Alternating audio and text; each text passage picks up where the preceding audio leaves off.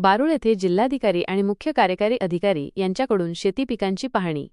दिनांक जुलै 11 रोजी तुळजापूर तालुक्यातील बारूळ येथे जिल्हाधिकारी कीर्तिकुमार पुजार आणि जिल्हा परिषदेचे मुख्य कार्यकारी अधिकारी डॉ.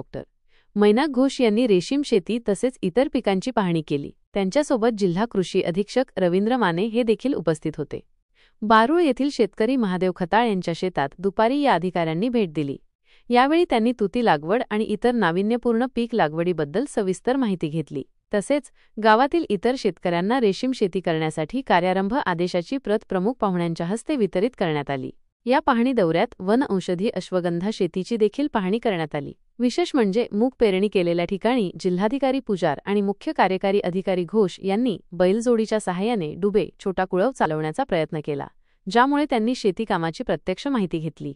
यावेळी बारूळ गावातील ग्रामस्थांसह तालुका कृषी अधिकारी आबासाहेब देशमुख, उपकृषी अधिकारी आर.ए. गावडे, ए.एन.